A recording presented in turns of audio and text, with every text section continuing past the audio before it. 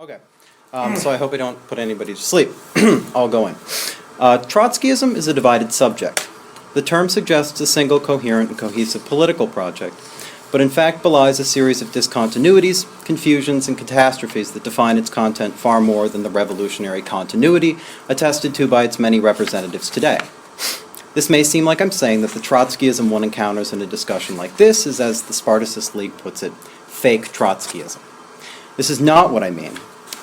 What I am saying is rather that Trotskyism in all its forms today is a product of long-term failure and must be regarded as such. It's not inauthentic, but rather in a state of deep disintegration. As Trotsky himself put it, in his own time he was fighting against the stream, and this gives us a picture of Trotsky as the last man standing adrift on a raft, steering a lifeboat marooned from the wreck of Bolshevism. In this sense, Trotskyism is not a complete vessel, but neither is it a fake boat. It's rather the parts of a wrecked ship of a far more advanced design than anything we have today. The study of these parts can provide useful information for political shipwrights in the present. So though Trotskyism is in pieces, I think it can be presented to you in some sort of complete manner. That is, I can show you the parts, arrange them in order, and explain the disasters that split them apart. This will require steering between two cliffs. First, that of presenting the wreck of Trotskyism as an inevitability, and that of presenting it as an accident. Most anti-Marxists will look at it in the former manner. Communism necessarily led to Stalinist authoritarianism, and Trotsky's struggle was a perhaps brave but still totally futile one. Most Trotskyists will take the latter route. The failure of Trotskyism was the product of contingencies, the perfidy of Stalin, an ill-timed cold contracted while duck hunting, and so on. I will instead try to present it as something ultimately historically inadequate, but still possessed of a deeply important potential that behooves anyone concerned with the future possibility of leftist politics to understand. So, to begin, I'll divide Trotskyism historically into three periods. One, Trotskyism under Trotsky, from 1923 to 1939 to 1940. Two, Trotskyism after Trotsky, from 1939 to 1940 to 1989 to 91. And three, Trotskyism after Trotskyism, which is 1989 to 91 to the present. Okay. So Trotskyism under Trotsky begins in 1923 with Lenin's incapacitation by stroke and the resulting political struggle in the USSR, and ends in 1939 to 40 with the catastrophe of the Second World War and Trotsky's murder. Trotsky's overall political project in this period was defined by the struggle against what the event description in pretty florid terms calls the self-immolation of the Bolshevik Party and Communist International under Stalin's leadership.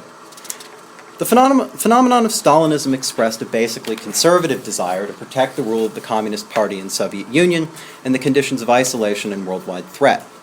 It sought to centralize and solidify party rule at home, slow or outright self-sabotage the revolutionary work of the Third International abroad, and recast Marxism as an affirmative nationalist dogma of the socialist fatherland. Trotsky's project was thus expressed in three ways. A, as the simultaneous struggle to take control of the Soviet state and to defend it from external counter-revolution. B, as the struggle for leadership of the revolutionary working class movement worldwide. And C, as the struggle to preserve the memory of revolutionary Marxism against the malicious misinformation spread by the bureaucracy, the so-called Stalin school of falsification, and to preserve the theoretical outlook that had given Marxists until then the most astute understanding of world history. Together, this basic project and its three concurrent tasks can be taken to define Trotskyism under Trotsky. It was an attempt to set the 1917 Russian Revolution back on track and turn it into what it had to necessarily become in the eyes of its leaders, a world revolution. But Trotskyism under Trotsky must be divided into two halves. That from 1923 to 1933, when Trotsky led the left opposition as a faction within the Communist Party of the Soviet Union and the Third International, and that from 1933 to 1940, when Trotsky began organizing and ultimately founded in 1938 the new Fourth International. What divides them is the victory of fascism in Europe, heralded by Hitler's accession to the Chancellorship of Germany in 1933, and it was ultimately the failure of the Stalinized Third International to so much as resist the victory of fascism that forced Trotsky to fight against the stream and organize a new international.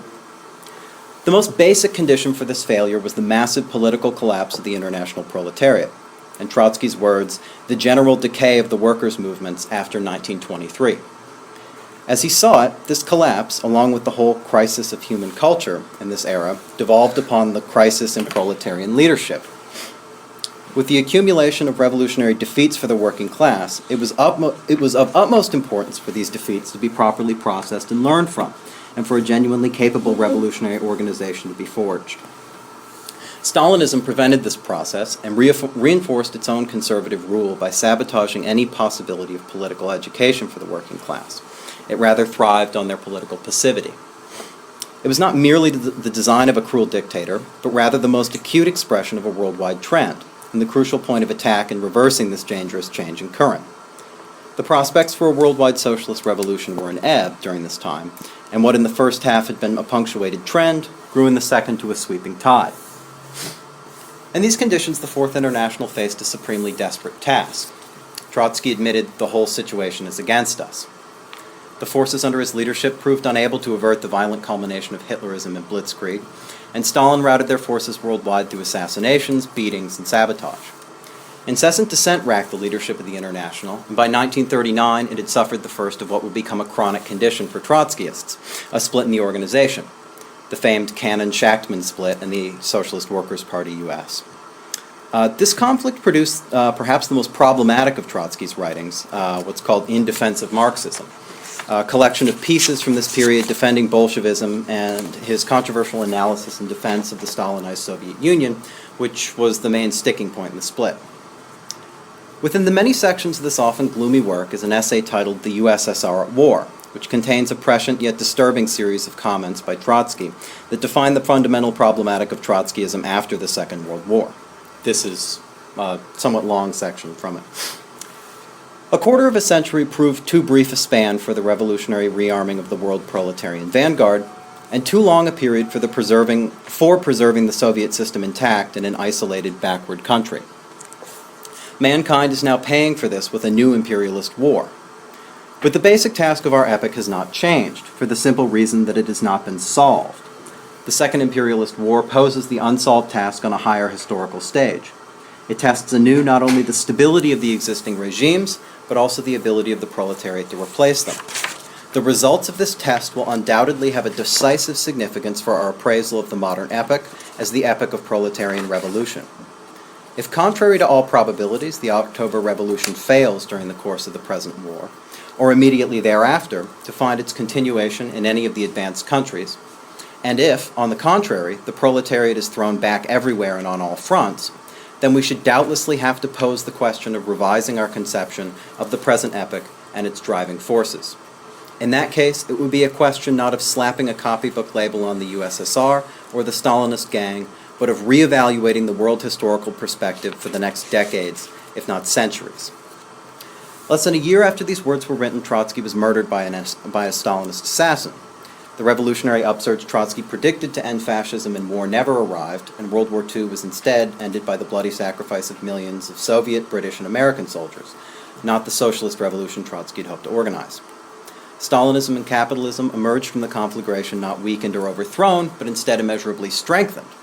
The two empires settled in unchallenged by any genuinely revolutionary force for the long stare-down of the Cold War. Okay. Thus began the second phase of Trotskyism, as I've divided it, what I've called Trotskyism after Trotsky. From this point on, things descend into a Byzantine mess of splits, reunifications, and recycled acronyms, which I'll largely spare you of. The crucial fact is that of pervasive crisis, most obviously that caused by the death of Trotsky himself. But far more importantly, World War II left Trotskyism both organizationally and theoretically dismembered. Organizationally, the International had frayed during the war into a number of factions, shorn from contact with each other by the conditions of Nazi occupation and Allied censorship. By 1953, the International had split into two competing internationals, the United Secretariat and the International Committee of the Fourth International. From then on, there would be no unified Fourth International claiming the legacy of Trotsky, but rather many. In addition, the defining political aspects of Trotskyism in Trotsky's time had all been called into question. The task of fomenting a revolution in the USSR had been essentially abandoned. By the late 30s, all even nominal Trotskyists had been imprisoned, exiled, or murdered, and there was no contact by the various Fourth Internationals with resistance in the USSR. Though many retained the orthodox line of defending the USSR as a degenerated workers' state, This was never backed up by the essential second aspect of defending it through overthrowing the bureaucracy and power. Further, the task of asserting leadership of the revolutionary working class was not abandoned, but rather completely unsuccessful. No Trotskyist organization rose to any kind of mass working class influence. Even the largest fragments could only boast of partial involvement, and nothing akin to, say, the crucial leadership of Trotskyists in the famous 1934 Minneapolis Teamsters strike. It's a big event in American labor history. Theoretically, there was the unavoidable fact that Trotsky's predictions about the course of World War II had been completely wrong. There was no mass revolutionary upsurge to end the war.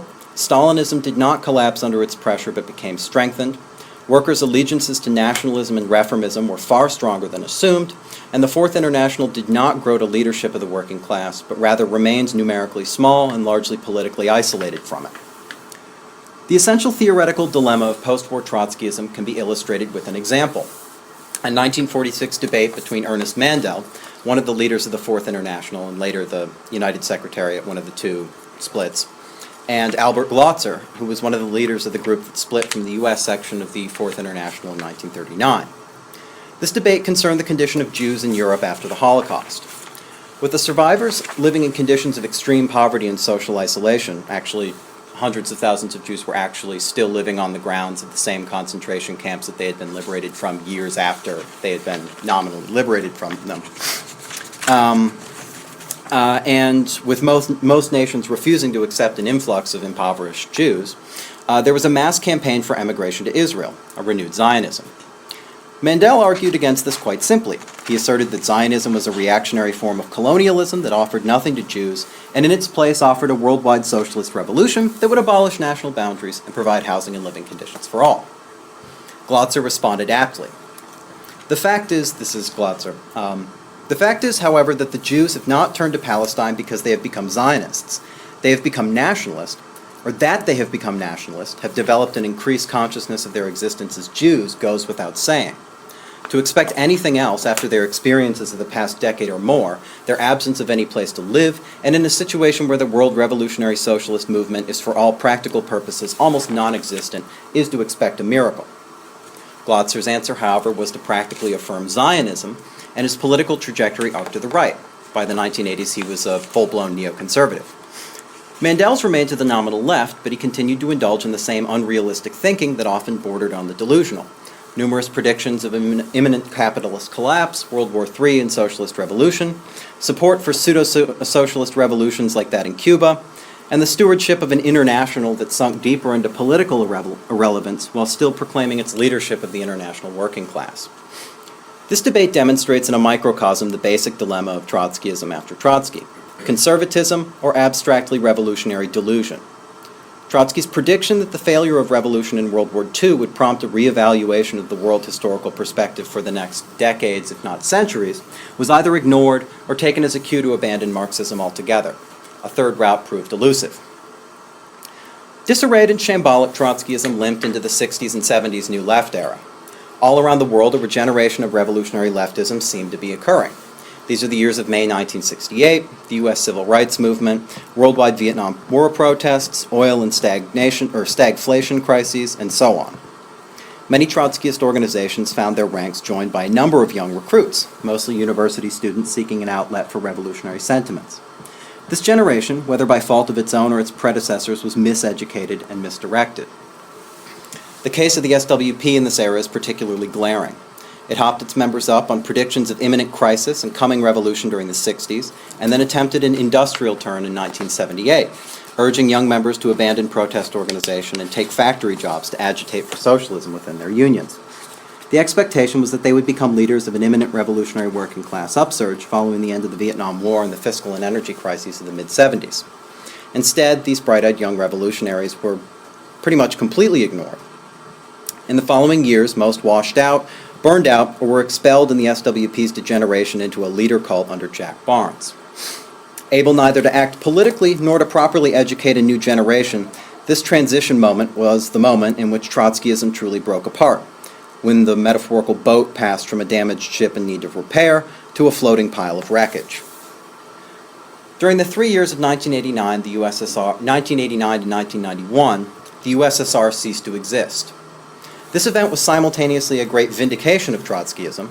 It proved the fundamental analysis of Stalinism correct, as necessarily preparing for and leading to the restoration of capitalism, and yet a great defeat, as its theoretical outlook found no political expression to fill Trotsky's corresponding commandment to defend the USSR against this outcome at all costs. Trotskyism now faced an uneasy ambiguity. It survived on as a way of interpreting the world that was belatedly proven correct, and yet one that found itself completely unable to change the world in the way it held to be necessary. Trotskyists held to a basic optimistic faith. Because they preached a true analysis of the world, eventually the masses would come around. But history has not borne out this faith. Ignored, the Trotskyist analysis remains in basic letter no less correct, yet no more relevant. So, we're now living in the period of Trotskyism after Trotskyism. The paradoxical title is intentional. All the features that defined Trotskyism in its first period have disappeared. It is the confusions in the second made complete. There's no more USSR to foment a political revolution in, and there's no mass revolutionary working class movement to fight for the leadership of. The Stalinist enemy has become equally tiny, while social democracy has disposed of all the trappings of socialism and any of its mass working class character. The teachings of Trotskyist organizations are now sterile litanies of ossified dogma, spoon-fed to energetic students and then quickly forgotten when they tire of selling newspapers no one reads anyway. Politically and organizationally, Trotskyism after Trotskyism is not fake. It simply is what Trotskyism can only be in the present, a dead political project. However, one can learn crucial lessons from its memory, though only by appreciating it properly. When reading Trotsky's writings, one confronts an account of the course of the 20th century that is fundamentally correct, despite numerous mistaken political predictions, and many analyses offered by second-period Trotskyists rank as the best of their generation. It is the contention of this speaker that the past century and coming years must be viewed in some basic sense through Trotskyist lenses, but to do so will require a radical break. To continue my hackneyed boat metaphor, studying the fragments of Trotskyism can teach us methods of shipbuilding and seafaring lost to the politically naive present day of occupiers and lifestyle activists. But to attempt to build a ship anew from the twisted parts we examine would be hopeless, as what remains is too damaged to be of any use. The Trotskyist sects that exist today are at best societies for creative anachronism, or at worst, crude dues-paying rackets. None are as influential as they claim, nor is it likely they will succeed where their betters in past decades miserably failed. In order to discern the vital and useful truths in Trotskyism, it is necessary to dispense with its decayed organizational husks and to retain its inherent discontinuity with the present. Recognize its inherent discontinuity with the present. Trotskyism is dead, must be regarded as such, and yet must be regarded deathly seriously. This is my advice to you all. That's it. Thank you. And you finished 2 minutes ahead of schedule, which is good. Andrew? Okay. Trotskyism is just another name for revolutionary Marxism. He said that himself in 1935. James Cannon said that later. I mean, the name in some ways is misleading, right? Because saying that you're a Trotskyist kind of makes it sound that they're like he's a deity, or there's this holy writ that comes from Trotsky that you interpret, or something like that. And that's not right, right? I mean, really, it's the name for a series of analyses and experiences that came out of the Russian Revolution that were captured by Trotsky, right? That are really just applications and experience of a Marxist method, right? Okay.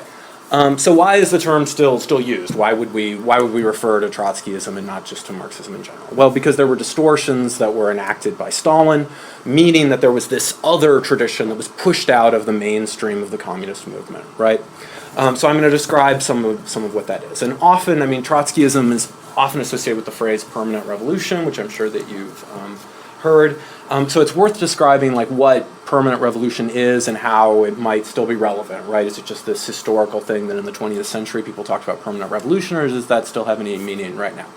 Okay, the idea of permanent revolution is that at least in an underdeveloped nation like Russia, there are democratic tasks, right, that are faced by that are readily apparent. Right, there's a need to get rid of the monarchy or feudalism. There's a need to get basic things like suffrage, like basic voting rights that have already been accomplished in the United States or in Western Europe. Right, Trotsky's thesis, and there were so-called orthodox Marxists, people like Plekhanov, the more like the right wing of the Second International, who were saying that basically you had to go through stages. Okay, the claim was that there could be a bourgeois democratic stage in Russia, right? But you couldn't get socialism until much later. You had to, pass through, bourgeois democratic reforms. Later, England, Germany, they could try to have a socialist revolution, but not Russia, right? That was the claim of someone like Plekhanov. Trotsky, on the other hand, and drawing on Marx already had, in some sense suggested this. Trotsky's claim was that in order to achieve democratic goals, that would require a popular revolution that was led by the working class, okay? So while trying to get rid of the Tsar, trying to achieve the kind of basic democratic reforms that had already been achieved in Western Europe, in order to do that in a place like Russia, that would radicalize, it would sharpen class conflict, and it would eventually create a workers' uprising, right? Trotsky says that in 1906, and then that's what happens, right, in the Russian Revolution. Okay, the second part of permanent revolution is that after that happens, you can start building socialism, but there's a long road ahead of you, at least if you're in a developing country. And so there's a period of transition, right, where there's a process of experimentation, there's the need to try to dispel the superstitions of the past, there's the need for cultural transformation, those kinds of things. And then thirdly, Trotsky argues that it can't win without an international context, okay? If it's confined in a single state, then it will...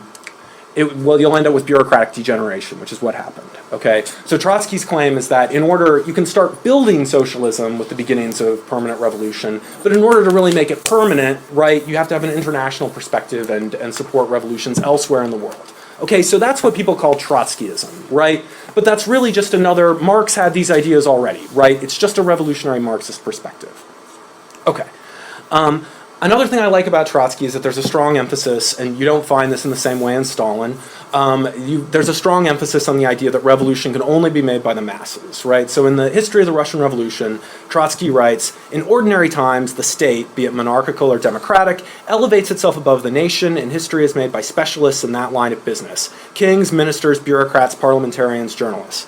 But at those crucial moments when the old order becomes no longer endurable to the masses, they break over the barriers, excluding them from the political arena, sweep aside their traditional representatives, and create by their own interference the initial groundwork for a new regime.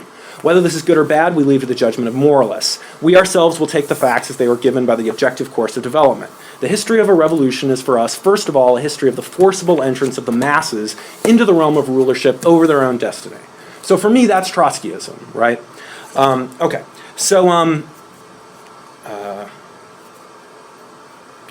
So this understanding about what he calls combined and uneven development, which is the idea that in order to make a revolution happen in Russia, there's on one hand a workers' insurrection happening in places like Petrograd, and on the other hand what he calls a peasant war, right? Peasants who just want land reform. They just want to get rid of the old landlords, right? Both of those things are happening at the same time. Right? And Trotsky's argument is that it's by recognizing these popular demands that the workers can then help the peasants achieve what they want, thereby creating a mass revolution, right? Okay, the effects of that are significant in terms of like a Marxist viewpoint of world history, right? Because it leads to, a certain critique of Eurocentrism, right? And when I say that, I don't mean, Trotsky obviously thought a revolution in Europe was very important. It's not that he was saying, by mitigating Eurocentrism, I don't mean that he was embracing some kind of naive third worldism, but what I mean is that it's a way of thinking about how revolutions can happen in marginalized spaces, and then how those revolutions affect the imperialist system as a whole, right? Thereby altering the possibilities for revolution elsewhere in the world, right? So it's a way of thinking about an integrated world system. Okay, where there's not the idea of like a simple technological progress, right? But rather revolutions in Russia, or for that matter in China or Cuba or South America, right, have effects on what happens in the United States or in Europe and vice versa. Okay. Another thing I like about Trotsky is that he was exemplary in his intellectual openness and curiosity. right? So Trotsky draws on a vast store of human knowledge. He advocated a return to the deep philosophical study of dialectics. He acknowledged Sigmund Freud's significance. He was very interested in psychoanalysis. And he kept abreast of aesthetic and literary developments. He was corresponding with people like André Breton, André Malraux, Simone Weil, Diego Rivera, and of course, Frida Kahlo, right? That sounds kind of epiphenomenal, like, okay, Trotsky was a cool guy, he liked French literature, good for him, but I don't think it's not just that it meant that he was cultured or an interesting guy to learn about. It's exemplary of the fact that, like, a true revolutionary Marxist perspective means that you should be open to all kinds of things happening, right? Aesthetically or intellectually. Right, so he didn't have time for the argument that, like, Freud was bourgeois, psychoanalysis was developed in bourgeois society, therefore who needs it? Trotsky didn't think that way, right? Trotsky's attitude was that, like, in order to build Marxist consciousness, that requires being open to all kinds of intellectual developments. Okay. With Stalin, pretty much all of that ends up being thrown out, right? So it's worth, just at the beginning of this, when I was saying, why do we still have the label Trotskyism? Well, because it's notably distinct from the kinds of orthodoxies that are installed by Stalin, right? So instead of mass workers' control, there's reliance on, the party bureaucracy, right? Instead of encouraging revolutions elsewhere in the third world, he goes back to the stagist conception, that was spread by Plekhanov. And with regard to the arts and intellectual ideas, there's obviously not the same type of openness, right? Instead, you just get socialist realism, Lysenkoism, bad things like that, right? Okay. So Trotsky's argument was that Stalin's takeover had resulted in a degenerated workers' state, right? That was transitional between, it had the possibility of going in a more socialist direction, but could also fall back into capitalism, which is, of course, eventually what happened. Okay, now in terms of the Trotskyist tradition that Tom gave kind of a pessimistic account of, there are a lot of different directions that other Trotskyists go in, and there are a lot of debates. Some of them are irrelevant now, some of them still matter, right? So some people continue to maintain this idea about the USSR being a degenerated worker state. Other people start saying that it's really become something like state capitalism. Other people say it's neither of those two things, and it's what they call bureaucratic collectivism, right? There are big debates about that. A lot of that, after the collapse of the Soviet Union, is of limited significance at this point. But at the same time, basically what happens is that Trotskyists have to walk a kind of tightrope between, on the one hand, falling into just anti-communism, which a lot of them did. People like Schachtman, Eastman, right? Eventually they decided Stalinism was so terrible that they ended up just becoming Cold War anti-communists, or becoming too uncritical of the Stalinist states, right? And sort of losing their critical edge. Right, and that's a legitimate problem. It's not that these people were just stupid. It's that it's difficult to maintain a critical attitude towards the USSR and towards subsequent revolutions that happened according to that model and that were affected by Stalinism. I think the best thinkers in the Trotskyist tradition came up with innovative and intelligent, if not completely correct, ways of responding to that, right? So for example, if I was going to say one of the first generation of Trotskyists, who I really think everyone should read, it's probably C.L.R. James. And I'm not like a Jamesian, and I'm not saying all of his ideas are 100% correct or anything like that. I think that way of looking at Trotskyism is really flawed, where you pick your guy and he's the one who had all the right answers and all the other ones were confused. I think that's a really kind of garbled way to go about it. But James, made some very real contributions. One of them is that he wrote a book in the 1930s called The Black Jacobins about the Haitian Revolution in the late 18th century, in which he used some of Trotsky's ideas about combined and uneven development in order to talk about an earlier period of revolutions, right? In order to talk about the Haitian Revolution that was sparked by the French Revolution, right? And so James was able to use this idea about combined and uneven development in order to rethink, various assumptions about world history going back much further. And James is right. The Haitian Revolution is really important for modernity. And that is something people should know about. Okay. The other thing that's really important about James is that he takes some of Trotsky's ideas and Lenin's ideas about struggles for national self-determination, and he applied them creatively to the struggles of African Americans, right? So C.L.R. James was from Trinidad. He spent some time in Britain, but then he ended up in the United States, right? And he ended up, one of the big questions for Trotskyists, right, was whether they should embrace a kind of black nationalism, right, where African Americans would be seen as an oppressed nationality who had the right and the need need for national self-determination and therefore should have their own country, which was the position that the Stalinists took in the third period, or whether there should be like revolutionary integrationism, right? They're not a separate nation. Instead, they should just become part of the ordinary working class, which was more or less Max Schachmann's position. C.L.R. James had an interesting and innovative way of drawing on Lenin's and Trotsky's ideas about national self-determination, but also using Trotsky's ideas about permanent revolution to talk about how these democratic demands would lead to a confrontation with capital. Right, so in C.L.R. James's viewpoint, right, like the struggle against segregation, for example, those are democratic demands. It's similar to what Trotsky was saying about Russia, right? Trotsky's claim is that there's a need for bourgeois democracy, right? Well, not bourgeois democracy. There's a need for democratic reforms, which at the time were called bourgeois democratic reforms, right? But his claim was, in order to get rid of the czar, in order to achieve those kinds of things, that's going to lead to a radicalization, and it's going to lead to class consciousness, and it's going to lead to a sharpening of class conflict, and it's going to lead to potentially a revolutionary situation. C.L.R. James's claim was that there was the same situation for African Americans, right? Things like segregation, things like loss of voting rights, things like underdevelopment of African American areas. In order to fight those things, it was going to require socialist consciousness, which in a sense is what happened. I mean, both Malcolm X and Martin Luther King, were socialists of a sort. And Malcolm X, in fact, had connections in the Socialist Workers' Party there was a figure named George Brightman who was in the American Socialist Workers' Party who took a lot of C.L.R. James ideas and brought them into the mainstream of American Trotskyism, right? So there was a way of thinking about how, in a relevant way, right, you could take these ideas about permanent revolution and use them to talk about struggles in the United States in the 1960s. Okay. How am I doing for time? About 5 minutes. Okay, perfect. Okay, so in terms of what it means, I'm answering that question too, what it means to be a Trotskyist today, right?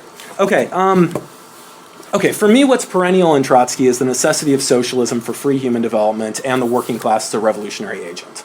Okay, you can use the theory of permanent revolution in order to think about social struggles that are not economically based. Right, so you can use, because Trotsky used the idea of permanent revolution to talk about, what he was calling democratic demands, you can use that to think about things like the women's movement, anti-racism, the LGBT movement, solidarity with movements for national liberation, like in Palestine, right? You can think about those things through the framework of permanent revolution, right? But on the other hand, some people have said, we don't need the working class anymore, right? It's going to be these new social movements that are what's important. That's not what C.L.R. James believed, it's not what I'm arguing, and it's definitely not what Trotsky believed, right? The idea of permanent revolution is that by involving yourself in these struggles against oppression, that will necessarily force you into a confrontation with capital, and it will force you to be on the side of the working class, which is the vast majority of people in this country and most countries at this point anyway, right? So working class demands are democratic demands.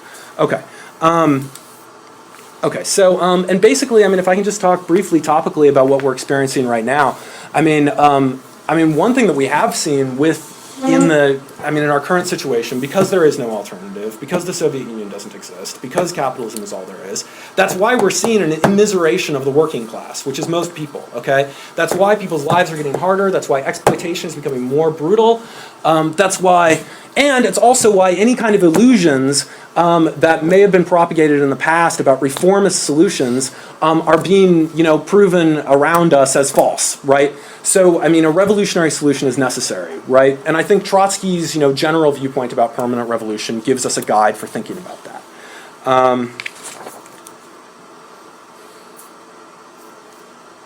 Okay. Just the last thing I wanted to say is that I feel like Tom's presentation ends with the idea that the collapse of the Soviet Union invalidates Trotskyism, and by invalidating Trotskyism, it invalidates revolutionary Marxism. And my argument is to say, of course the collapse of the Soviet Union is important, right? But in a manner of speaking, the things I've just described about permanent revolution are true now and were true then, and possibly have kind of always been true. C.L.R. James reads some of those ideas even back into the 18th century, right? These ideas are in Marx, and they're in people who preceded Marx, right? So I think the collapse of the Soviet Union is not as decisive as I guess Platypus believes that it is, because I think all of these strategies of revolutionary Marxism are completely relevant. I think we should involve ourselves in struggles against oppression. I think we should involve ourselves in the class struggle. And I think we should be aware that that will eventually put us in a revolutionary situation. There are reasons to be pessimistic, right? We're probably looking at a generation of building, right? I mean, because there isn't a mass, class consciousness has been eliminated in a lot of ways. We don't have mass workers' organizations, right? There's a lot of building that needs to be done, right? But we can learn better how to do that through reading Trotsky and through reading Marx and through reading Lenin. Andrew the second. Okay, I think my comments will be relatively brief because I didn't expect it to be in this format, but that's okay. So I didn't prepare anything. But my name's Andrew. I'm a member of the Workers International League. I helped establish a group called the Pittsburgh Student Marxist Association on Pitt's campus. Some of you guys have been out to some of our meetings, and that's cool. You guys are here as well. So there are a few different topics I want to cover. I think Andrew did a good job of explaining kind of the permanent revolution in its essence, but I think there are other aspects of kind of Trotskyist theory and also practice which are relevant. Mainly, I want to talk about something called the transitional method, transitional program, which Trotsky. I mean, the elements of the transitional method are seen in Marx, as early as the Communist Manifesto. But it's basically the idea that we need to connect the consciousness of workers and people in struggle today to the necessity of socialist revolution, right? So I think in 1938, Trotsky, or was it 36, 38? 38, yeah, 38, Trotsky kind of put forward the original transitional program. It goes through a whole list of different things like the need for full employment, the need for, different actions to be taken against war, that sort of thing, which kind of extend beyond the limits of capitalism, what capitalism is able to provide to the working class today, and therefore necessarily poses the question of socialist transformation of society. I think that's really important. I think that's something that my organization, Workers International League, takes very, very seriously and continues to kind of carry on with that method, making it kind of the center point, the focus of our organizing, and of our kind of approach to the class struggle as a whole. I want to reply to a few different things. First of all, I know people read our papers because they join our organizations. I do. I bought it myself. But I get what you're saying. Although it's interesting, I should note that an article in our most recent paper is actually hanging on a union board at ATU Local A5's union hall right now because somebody, I don't know who, is subscribed to our paper and printed it out. And it's about the transit struggle in Pittsburgh. I think you should check it out. It's in this issue. But I mean, I think it's important for Trotskyists to get their ideas out there. I mean, other than websites, which I think every organization has, I think it's important that we have newspapers. It's actually a good place to start conversations around, especially if you're able to convince somebody to buy it and they take the time to actually read it and discuss with you. That's a good way of opening up kind of their interest in Marxism as a whole. I do think that there are a lot of reasons why the Trotskyist movement is so fragmented, and I think namely is because Trotsky just didn't survive long enough. Frankly, I mean, if he had survived through the end of the Second World War, I'm sure he would have changed his perspectives, which are always conditional. All Marxist perspectives should be seen as conditional on what would happen after the Second World War. Trotsky predicted that there would be a revolutionary upsurge and that the economy would basically be in shambles after the war. What happened was the opposite. I mean, actually, there was a revolutionary upsurge in countries like China, Greece, and elsewhere. And in fact, in France and Italy for a period of time, the Communist Party, the Stalinist Communist Party in both countries could have taken power easily. They handed it back to the ruling class at the end of the Second World War, basically because of their staged conception of revolution, which Andrew mentioned already. Now, what we learn from these situations is the fact that actually the leadership of the working class in those countries, in all these countries, wasn't up to the task of winning the socialist revolution in any of these countries. I mean, you had the Stalinist kind of Bonapartist revolution in China, which resulted in basically a copycat system of more or less of the Stalinist bureaucracy and that system in the Soviet Union. But that's not what Trotskyists fight for. Trotskyists fight for international socialism based on workers' democracy, and that's certainly not what we had in the Soviet Union or China or Cuba. Although there were differences between all these different societies and systems, they weren't up to snuff. They weren't good enough for us, basically.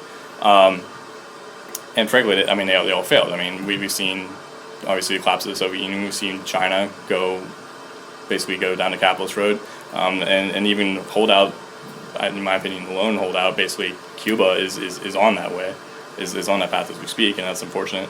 And I think that's actually a good example of why these kind of debates over the nature of the Soviet Union aren't totally dead, because I mean we still have Cuba, and it is still very relevant, especially for the Latin American Revolution, which Cuba remains involved in, particularly when we're talking about something like the Venezuelan Revolution, which is ongoing. So, sorry I've been rambling, but like I said, I didn't have time to prepare anything. I'm sorry. Do you guys want to open up to responding to each other now? I wasn't quite done, I don't think. Okay, we're going. Thank you. But yeah, I think now is an interesting time for Trotskyist movement. I mean, we've seen a lot of, basically the decks have been cleared of a lot of different organizations. I think Stalinism, particularly in the United States, is essentially dead. In many Western European countries, isn't totally dead, but it's floundering and it's changed forms in many ways. And there have been a lot of the different Trotskyist groupings, which once had prominence, like the American Socialist Workers Party, is completely irrelevant at this stage. As Tom pointed out, I mean they've completely degenerated. And there are a few healthy revolutionary organizations that are still out there, and we're faced with this enormous crisis. Obviously, started by the financial collapse in 2007, 2008, and the period of class struggle, which has kind of been on kind of a surge ever since. Obviously it's not a linear path. It's going to come and go, but I think we're looking at a long period of intense class struggle. And people are saying that even bourgeois commentators are saying that the present crisis is going to last decades, and that's going to shape the consciousness, especially of young people, especially of young workers. For some time, it's going to have a dramatic impact on the way we look at the world, on the way that we want to interact with and change our society. And I think a lot of people are looking for ideas of exactly how to do that. And therefore, because I'm a Trotskyist, obviously, I think that Trotskyism provides the best set of ideas of how to actually change the world. And it's up to us basically to connect with the movements of the workers, with the movements of the young people and oppressed people all over the world in order to get those ideas out there and struggle for the leadership of the movements which are inevitably coming. And so I don't think that, as Tom pointed out, that there is no mass working class movement to try to intervene in and try to win leadership of. I think it's present in many countries. We have revolutionary situations, or not quite revolutionary situations, but you could say pre-revolutionary situations in countries like Greece, in countries like Venezuela, and countries like Spain. We've had basically insurrectionary strikes, and all sorts of things all over the world. Wisconsin in the United States, or the Occupy movement in certain aspects, those are very. I think those are just a sign of things to come in the United States. We had a huge mass movement of students in Quebec, right across the border, a couple summers ago. So it's coming, and I think there are objective reasons why it was difficult for Trotskyism to take root particularly in I guess you could say the developed world during the post-war period. In particular, capitalism was able to seemingly overcome many of its weaknesses, and continue to provide kind of provide for the working class, at least on a basic level. Nowadays, it can't do that anymore for so many workers, particularly young people. And so I think we're going to look at a totally different. We're looking at a totally different quality of consciousness out there. For our generation and for future generations. I think it's really ripe ground for revolutionaries to plant their seeds in, and so I hope we're ready to reap the fruit, though. I'll leave it at that. Do you guys want to respond to each other now? Yeah. Okay. I guess I'll go first in responding. I mean, the first thing Andrew you said that, or Andrew Ryder, sorry. You said that I said that the collapse of the Soviet Union invalidates Trotskyism and Marxism, which wasn't what I said. The point was that the issue is that the collapse of the Soviet Union, in a sense, validated Trotskyism. I mean, the debate, in Trotskyism that produced the majority of its splits were over the nature of the Soviet Union. I mean, like the state capitalism thesis as it goes was the basic idea is that, well, the Soviet Union has just ceased to have any socialist features anymore.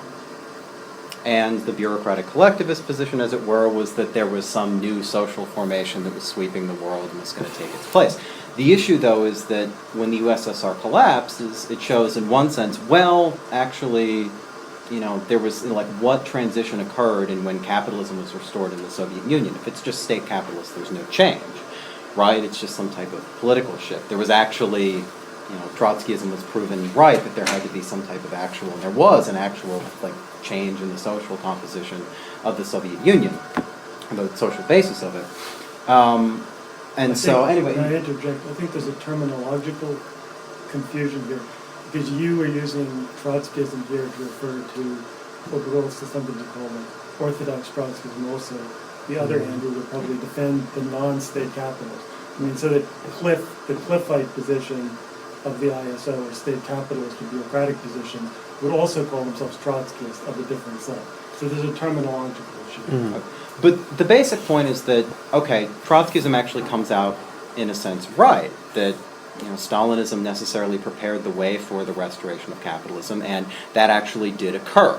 The issue is that though it's right, it doesn't have any political expression. So the problem for me of Trotskyism isn't that it's invalidated, it's that it can remain, in some sense, a fundamentally correct way of talking about politics without correspondingly be a way of intervening in the world of politics, which is what Trotsky and all Marxists fundamentally think they're supposed to be doing. It's not just a way of idly observing the world. So I think that's the fundamental problem for Trotskyism that needs to be answered. And what I was trying to get at was, how can Trotskyism be, in one sense, you know, at least in my eyes, the sort of best way of looking at the 20th century, in a sense the best Marxist way of looking at the 20th century, and also have been, in a sense, the least efficacious form of Marxism in the 20th century, that did the least politically. So that's that issue. And then, Andrew, I mean, yeah, it was unfair to say, like, nobody reads any Trotskyist group's newspapers. I mean, that was sort of a joke or, you know, polemical jibe. But, I mean, again, the same issue is that, I mean, for instance, you mentioned the transitional program. I mean, there's this basic sense, right, that, you know, you'd mentioned that Trotskyism has sort of the correct way of looking at the world. And yet, for the past 75 years, I mean, the objective course of events has supposedly been leading to, you know, the development of socialist consciousness in people. Trotskyists have the correct theoretical outlook, the correct political program, the correct form of organization, and yet they just never win. That correct outlook, the correct program as it is assumed to be, doesn't find a political expression. So that's, again, the problem with Trotskyism for me that I was trying to raise there. But it wasn't just that Trotskyism was invalidated or Trotskyism is just, like, unimportant, much less that Marxism is. Let's see what you guys thought about this. Okay. Yeah, we clearly do have different operative definitions of Trotskyism, because, I mean, for me, I mean, Trotskyism, as I said, I mean, Trotskyism is basically a name for Marxist praxis that's aware of permanent revolution, which is really just the development of ideas that are in Marx, right? So for me, the analysis of the Soviet Union, for one thing, I mean, yeah, I don't think the collapse of the Soviet Union invalidates the state capitalist characterization, which is not the one that I necessarily hold anyway, and it's not part of official ISO doctrine anymore either, although it is what Tony Cliff and what C.L.R. James believed. But there would be a way of saying, I mean, who became the ruling elite in Russia after the collapse of the Soviet Union? Old KGB members, right? So if I believed in state capitalism, I would say, well, look, the collapse of the Soviet Union was just a radicalization of state capitalism, and capitalism in Russia has a very strong state component. Right, so you could see it as just they just stopped even paying lip service to Marx, right? But furthermore, like I said, I'm not actually interested in defending state capitalism because that's not my own position. What's more important to me is that saying that the collapse of the Soviet Union proved that it was, I don't understand how that confirms Trotskyism, because that's not a distinctively Trotskyist argument. That's just saying, I mean, if anything, it's sort of a Stalinist argument to say that the Soviet Union is the incarnation of revolutionary Marxism. Once it falls apart, what are we supposed to do? That's not Trotsky's argument. Trotsky's argument is that we're in a global system, right? We should be pursuing revolution wherever we are. And then the last thing I wanted to say was just that, just some of the things about Mandel confused me. I mean, just about, these delusional positions. Well, it's not that delusional that he thought the Third World War could happen. A lot of people thought that could happen. Or this like, oh, they didn't really do anything. Well, I mean, the League of Revolutionary Communists in France did a lot. I mean, in '68, the Trotskyists were very involved. I mean, and Mandel was, they were getting a lot of ideas from him, and he was Che Guevara's advisor. Oh, and then the thing about Cuba being pseudo-socialist, like that's what permanent revolution is. The idea is originally there are democratic demands. Those demands lead to radicalization, which is what happened in Cuba. Now, admittedly, it degenerated in a bureaucratic way later, but so it's not that, oh, they got confused and got interested in pseudo-socialism. They were applying Trotsky's method. Andrew, other Andrew. Yeah, I don't know too much else to add except for I think that there are actually a few examples of Trotskyism actually having relevant impact on politics. I mean, one of course I'm going to bring up is the militant tendency of the which existed in Great Britain and from the late 70s through the early 90s, which at its height had 3 members of parliament, controlled various city councils across Britain, had more than 8,000 members, and led the anti-poll tax movement, which brought down Margaret Thatcher's government. So I think, and that was obviously a project of the organization I belong to, or a former incarnation of it anyway, led by our chief theoreticians. And they were, again, as Andrew pointed out, with the French organization led by Mandel, were applying Trotsky's methods to, in a different form. We were working within the British Labour Party, which a lot of organizations calling themselves Trotskyists against Trotsky's advice didn't do, and so I think there's some differing practical applications of Trotskyism that we could talk about, but regardless, it happened, and we need to learn lessons of exactly what happened there. Why there were kind of flashes in the pan of Trotskyism in kind of the Western world, and what happened to them, and how do we get that back, basically. So I'll leave it there. Should we open it up to questions then? Yeah, I'd like to hear what the audience thinks. Well, I was going to ask the first question myself. Oh, yeah, and what you think. Yeah. Okay, so first comment addressed to you, Andrew Ryder, is, one of the things that struck me was you held up Trotskyism as like an antidote to some kind of Eurocentrism, and that struck me because like one of the great accusations thrown at Trotskyism is, of course, that it is Eurocentric, right? And certainly the geographical concentration of Trotskyism has been in the first world and the most advanced parts of the capitalist, and it would seem that, particularly in terms of Trotsky's analysis of Stalinism, that it would require revolution in the most advanced countries. And so one of the accusations that was always held against Trotskyism was that it didn't have any relevance to third world nationalists. And then I guess the question is how you would see people, such as Maoists and other radicals in the third world, who thought of themselves as revolutionary Marxists. And you're saying, well, like, that's not the revolution in China and Cuba and Vietnam, whatever you think about them, you can say they're Stalinist revolutions and whatever, they certainly were not led by Trotskyists. And then, like you mentioned, C.L.R. James, and again, C.L.R. James is someone who went through the Trotskyist movement, like a lot of people, and left it. And also you mentioned Malcolm X and Martin Luther King, who were certainly much more influential than any American Trotskyist. But again, that raises the question, you'd spoken to them as close to socialism, which I would raise questions about, but certainly neither of them were close to Trotskyism or anything. So the question is, like, why then did Trotskyism, for example, in the United States, not have any impact on black politics, or very little? There were some black Trotskyists, there have been, there still are, but it's not something that had a big impact.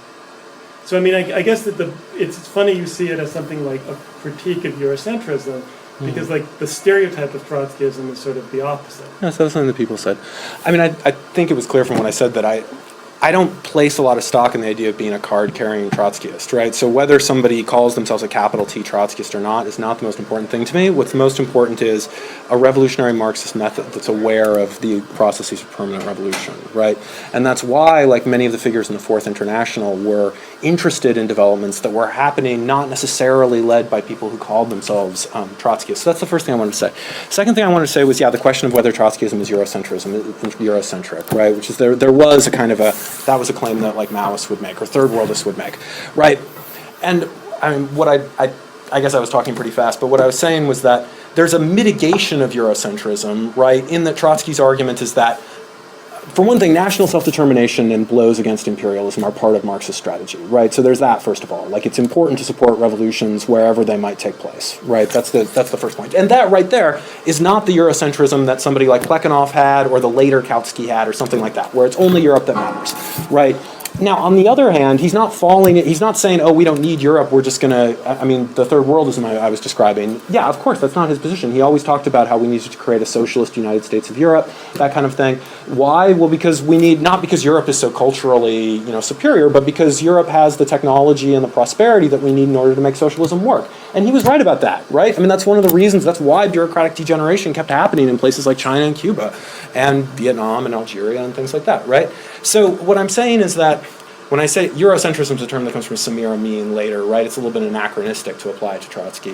What I'm saying is that I think Trotsky has a healthy, good position where he realizes that capitalism is a world system. He doesn't think that Europe is the be-all and end-all, but on the other hand, he's realistic about, the fact that Europe is important too, right? Okay, so that's my response to that. The other thing about my references to Martin Luther King and Malcolm X is that they called themselves socialists. I mean, Martin Luther King said he was a democratic socialist. Malcolm X said he was a socialist. And they had, Malcolm X, like I said, was meeting with George Brightman. He was speaking he was sponsored by the SWP. He was in communication with Trotskyists. Does that mean his positions were Trotskyist? No, his positions were like a left-wing version of pan-Islamism. But the point is that he had uncovered on his own things that are similar to a theory of permanent revolution. And in some ways that confirms the theory, right? Because it shows that it's not just people sitting around Trotsky who realize this. It's practical activists who aren't necessarily trying to think of themselves as Marxists, who are getting there on their own through a process of experimentation. I think something similar happens with Malcolm X, right? Martin Luther King, right? Who in the 60s also starts becoming much more class conscious, also starts talking about the need for revolution. He wasn't a Trotskyist, right? He met with C.L.R. James, in fact. That doesn't mean, I'm not saying Martin Luther King was a Leninist or a Trotskyist. I'm saying that because the theory of permanent revolution is true, that means other people who tried to pursue radically democratic strategies also discovered the same thing that Trotsky did, which was the need to start developing socialist praxis. Okay. Do you, Andrew, do you have, or you want to come? Yes. Okay, okay. Okay. So, I guess the second question, which is sort of addressed to the other Andrew, was the question you mentioned, the militant tendency, which probably, as far as I know, outside of maybe Sri Lanka, the largest close to a mass movement. So I guess sort of the question is, like, in terms of like influencing history or like revolutionary like what type of mass influence would one imagine to be necessary to create a revolution in because like that was also a failure. In terms of like they were expelled from the Labour Party, right? So the question is like what like if you have, and that's like a Trotskyist party that was like much bigger than like the usual tiny sect. So the question is like can one imagine a small group of people becoming large enough anymore to take power? That was sort of my question for you, since you're the one of the three people here coming closest to defending like the position of a particular political party or tendency. Well, I think the Bolsheviks pulled it off pretty well in 1917. They started the year with 8,000 members and ended the year in charge of the largest country on earth. And I think that's an interesting confirmation. And Trotsky always called himself a Bolshevik. He called for himself as a Bolshevik Leninist. He was trying to, I think an interesting aspect of Trotskyism and Trotsky himself was he was trying to kind of carry on this tradition of Lenin's party, basically, and the Bolshevik party. I think that it is possible for relatively small groups to play, in fact, a decisive role in events, as the class struggle heats up.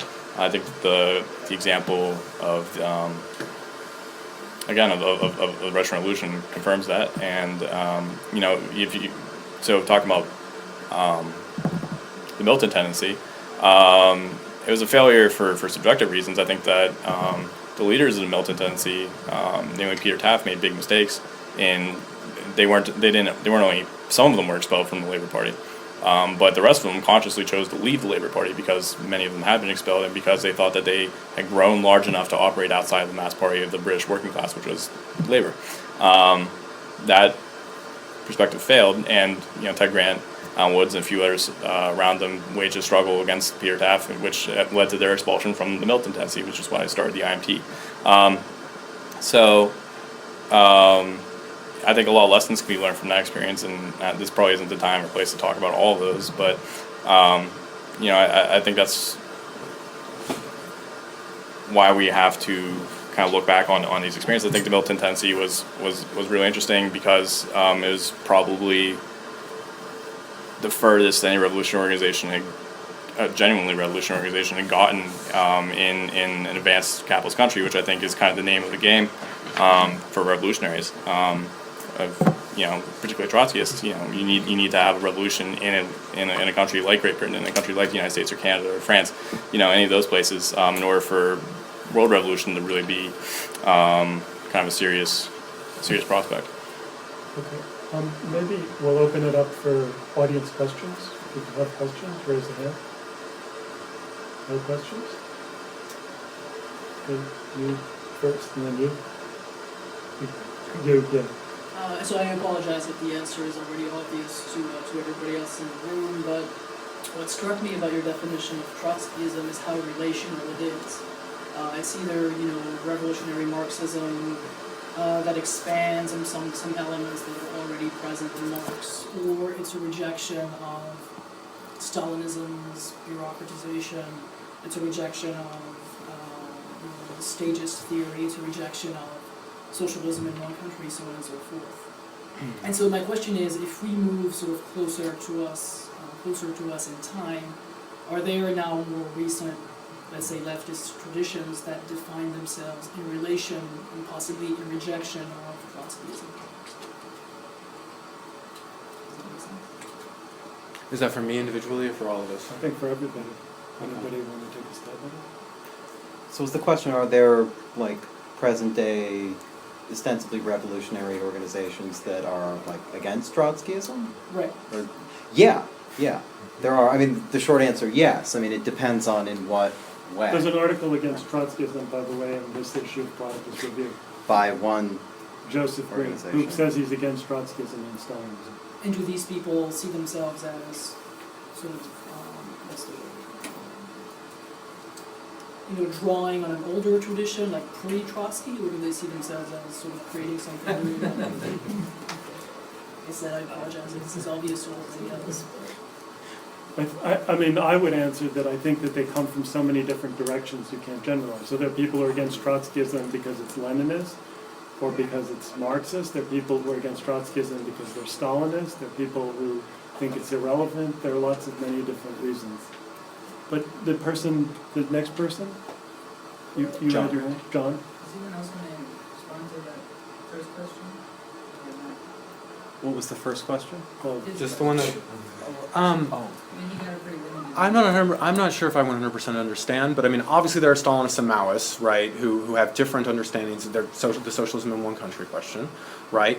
And then, I'm assuming you mean revolutionary developments on the left. I mean, of course there are, okay, but other than that, I don't know. I suppose there are left communists, right? But I don't totally understand. I'm not completely aware of what their criticisms of Trotsky are, or possibly anarchists, right? And I'm not going to ventriloquize what their argument against Trotsky would be or what their alternative strategies would be, or if I would agree with them or disagree with them. We have a left communist and an anarchist in the room now. Anarchists are anti-Trotsky. John. My question is for Andrew right now. So, you described Trotskyism for you as just another iteration of revolutionary Marxism, right? Mhm. And that equips you with certain tools to use that revolutionary Marxism. And then you described how other people, such as Martin Luther King, etc., have come to this sort of theory of permanent revolution-esque perspective without Trotskyism. Mhm. Why do you use the word Trotskyism then? Why is it attached to this corpse still today?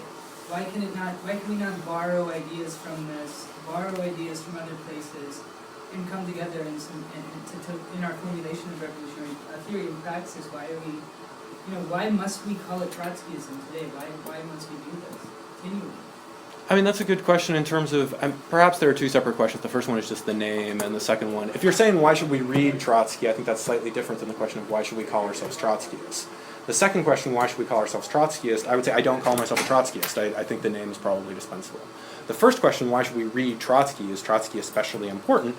I would say, well, the theory of permanent revolution is more fleshed out. So, for example, I think in practice, Martin Luther King and Malcolm X and other people have uncovered similar results. But the theory is more fleshed out and more covers more ground in a more universal way through Trotsky than it does, for me at least, for other thinkers. I mean, and maybe that's, I'm not necessarily saying for the world to march forward, everyone should read Trotsky. Maybe they'll discover these insights through other perspectives.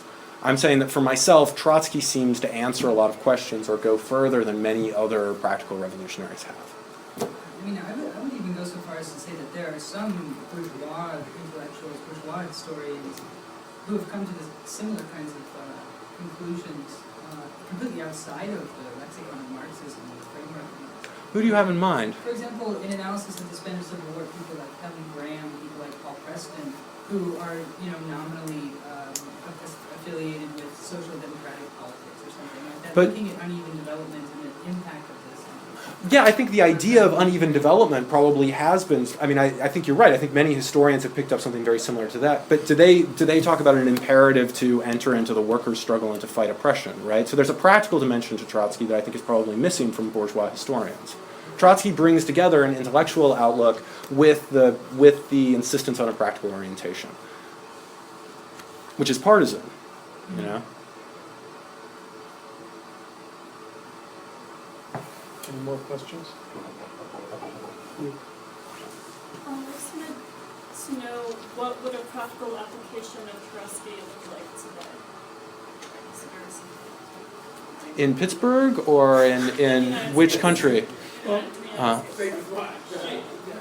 Yeah, I mean, other people could try. I mean, I have an answer to that, but what do other people think? I mean, Well, there are parties that call themselves Trotskyists. There's a representative. Right next to you. yeah, I mean, I think Trotskyists have.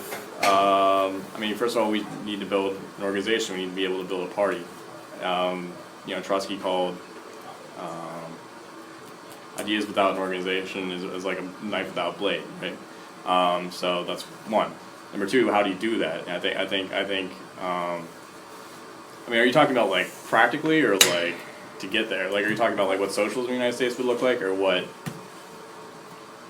I mean, I understand that we may have been too abstract. I mean, we should make democratic demands, we should fight oppression, and we should advocate the working class, right? And in Pittsburgh, that involves things like there are struggles going on right now, like with UPMC or with public transit workers, right? And we should work to advocate for them. We should, we should go to the popular masses and encourage them to develop their class consciousness and to be aware of popular struggles that are happening, wherever that might be. And that includes, I mean, UPMC and PPT, I think, are good examples. What else are we involved in? The anti-war movement. Yeah, exactly. The anti-war movement. We're starting a solidarity campaign with UPMC workers on Pitt's campus. For example, Trotsky has started Pittsburgh for Public Transit, which is a solidarity campaign with the and then transit advocacy campaign, a solidarity campaign with the transit union workers. So there are all sorts of different ways you can try to connect yourself as a revolutionary to the working class itself. I'm a union member myself. I belong to the Amalgamated Transit Union. I go to my union meetings. I advocate for, more built-in policies, more built-in stances, and I guess I was curious about more of a national level. Yeah, the answer is, in a sense, given there's the transitional program that's been talked about a lot, that was sort of the founding statement of the Socialist Workers' Party in 1938, or of the Fourth International itself. And I mean, the basic sense, as Andrew Wagner had given, is that Trotskyist parties in various different countries would intervene in, sort of working class struggles like today you have in Pittsburgh, attempts by workers at UPMC to organize things like this. And Trotskyists would go to these with demands for higher wages, shorter working hours at the same pay, better working conditions, and other things like anti-war demands, things like this, that in the estimation of the parties would necessarily lead to sort of a growth in the consciousness of the workers towards something political, right? That they would, through fighting these battles, come to the realization that the only way to sort of actually concretely win those would be to take political power.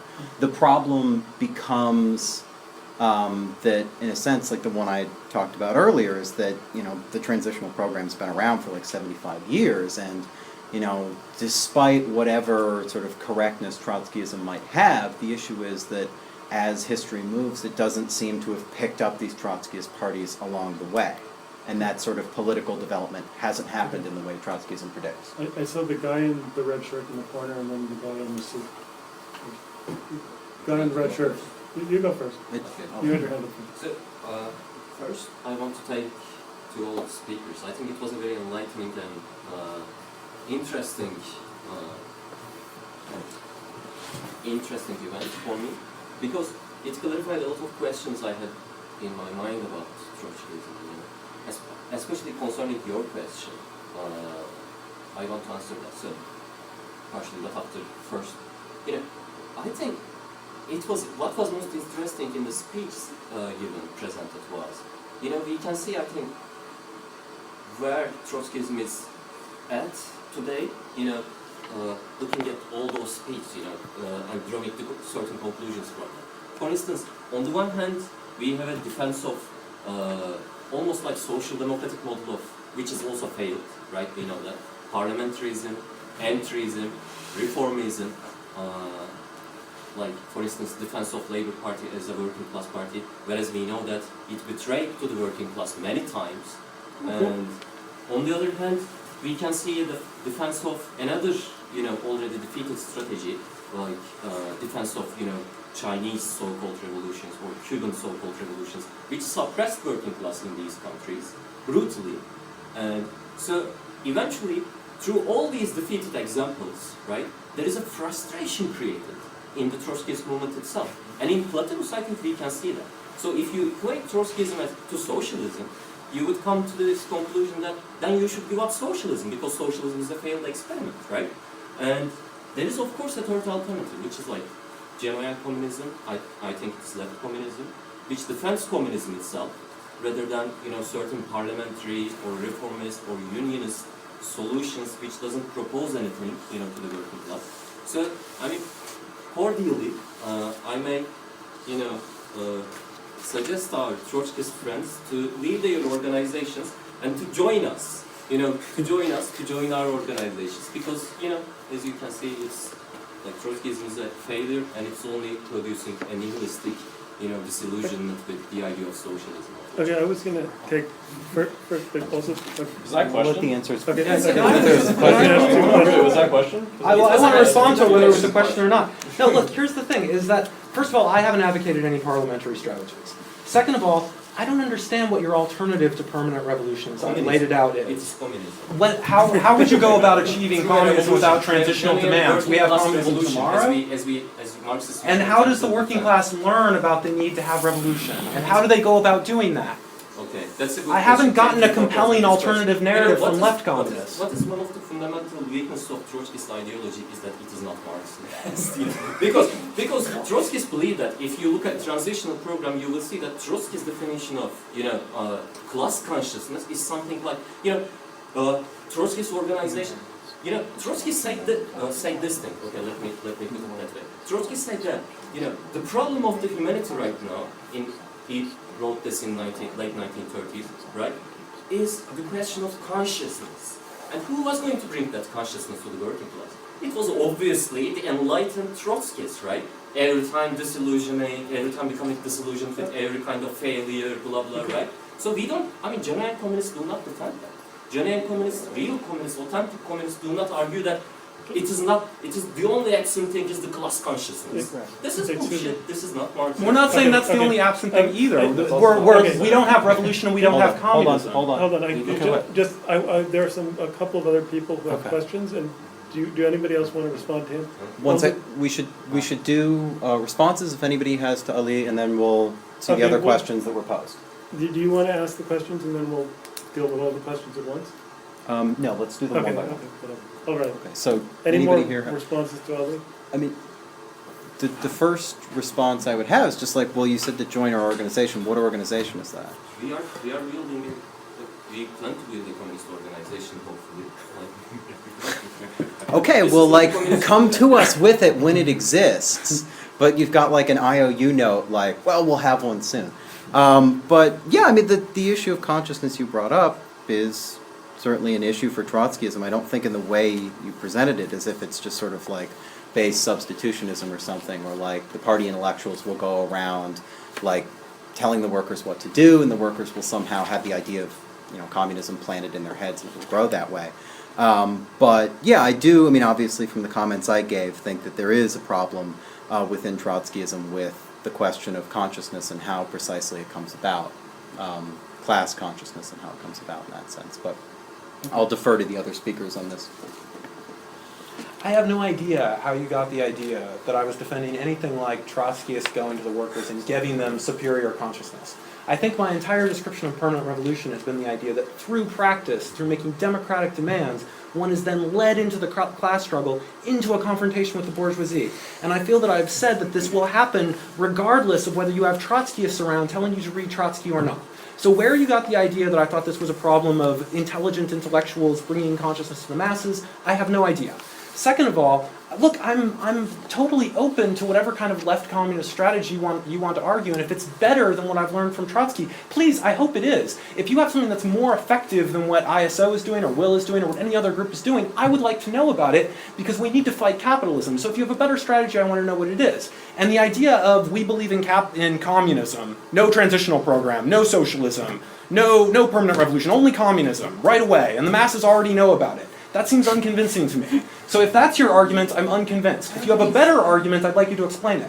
I don't think that's what he was saying. Well, I know I'd like it to be further explained. Could we have, there were two more people, the guy in the suit and then the guy with the... Oh, wait, Andrew. Oh, you want Yeah. to, please, Andrew, go ahead. My issue with left communism, and I've had this discussion with Dante, who I enjoy. I've never spoken to you. I don't know your name, but Dante, I like a lot as a person. We've had this discussion several times.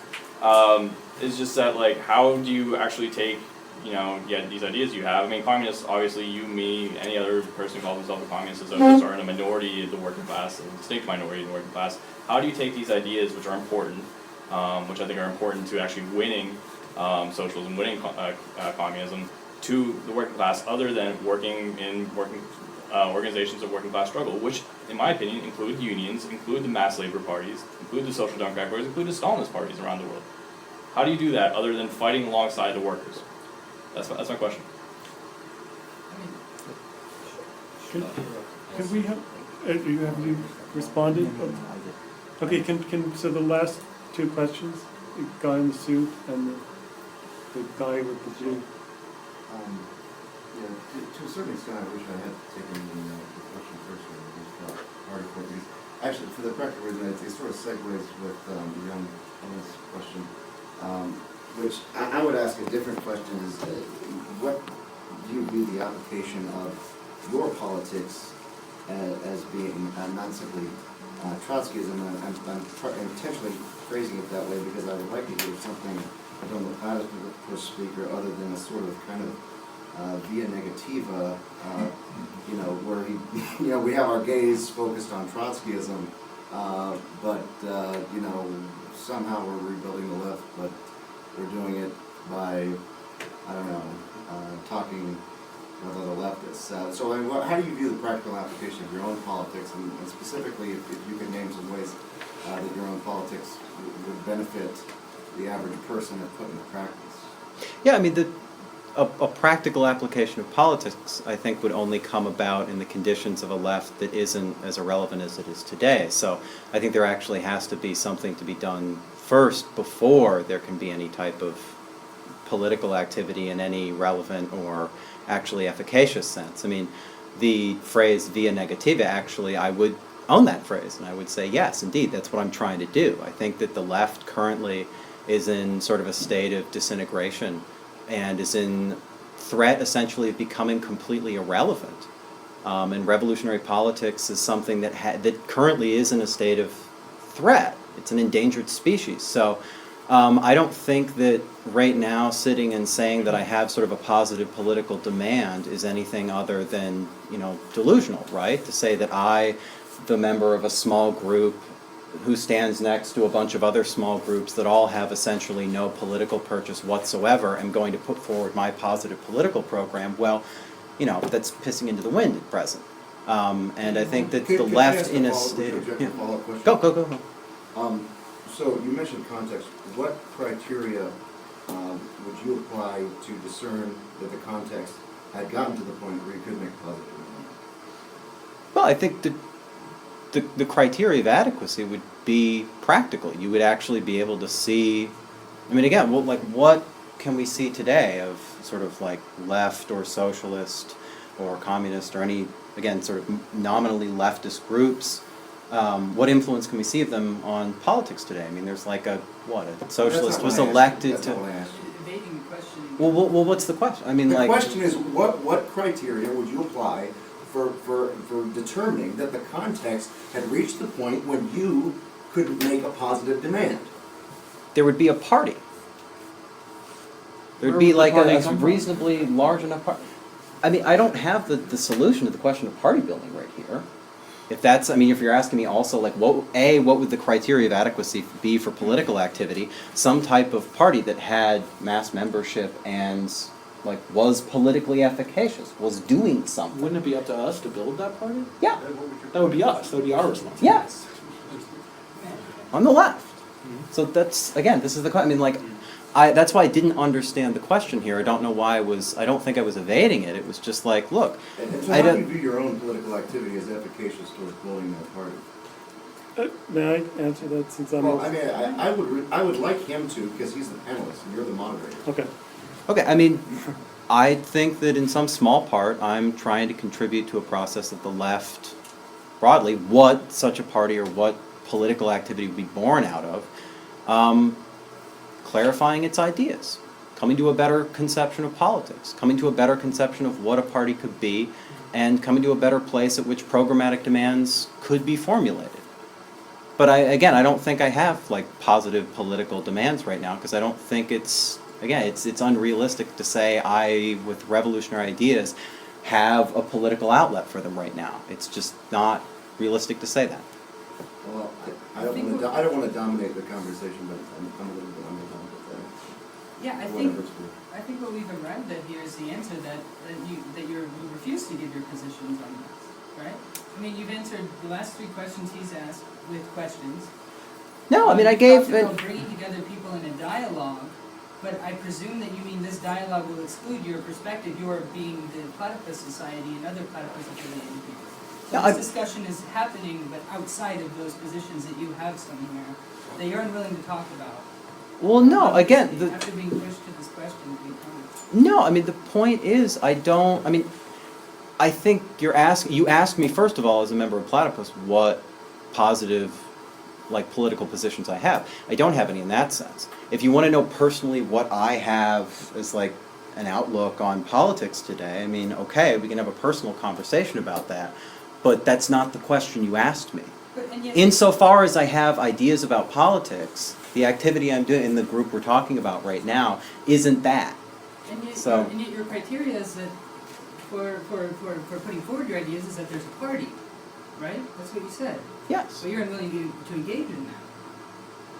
What do you mean? I'm unwilling. Well, there just isn't a viable party right now. There isn't the conditions for party building right now. They don't exist. So political discussions are things that are supposed to happen on a personal basis between 2 people. No, not at all. This forum is not something where you talk about your political ideas.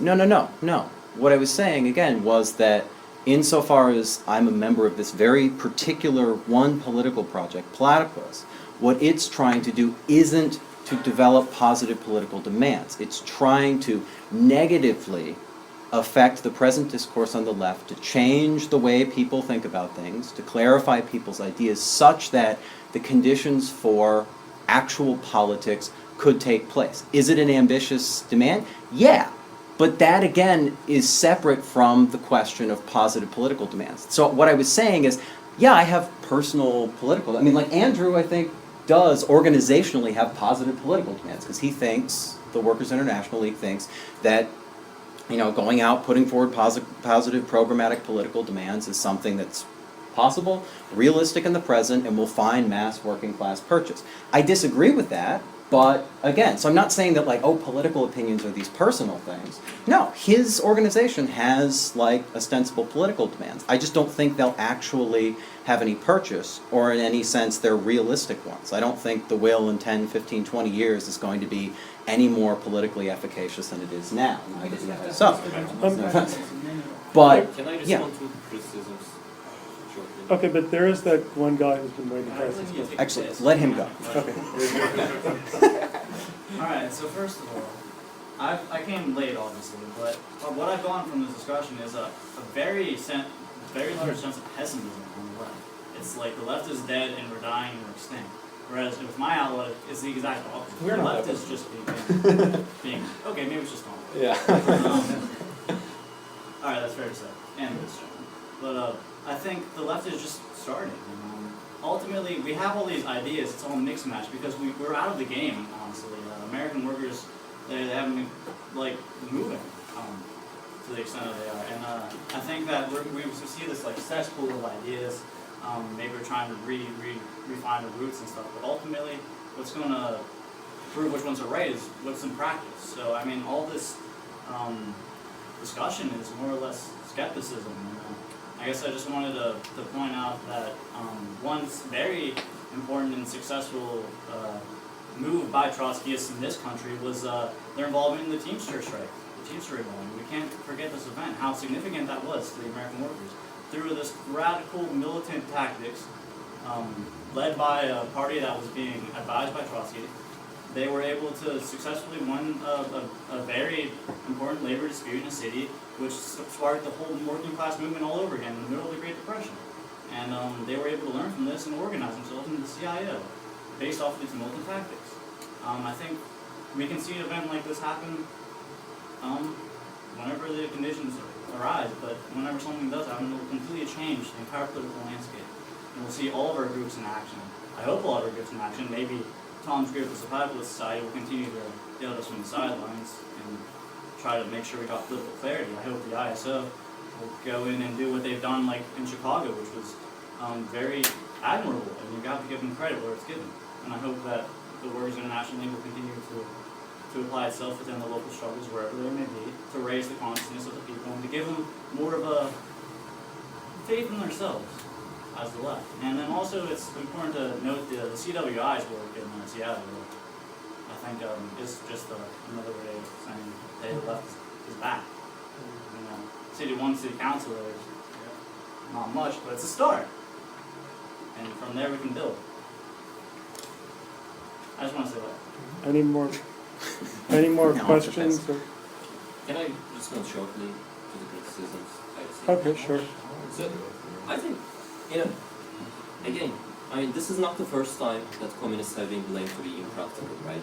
So, usually it happens, right? Radical people are, criticized to be adhering or defending impractical, utopic, blah blah ideologies, right? And this didn't happen first, right now here.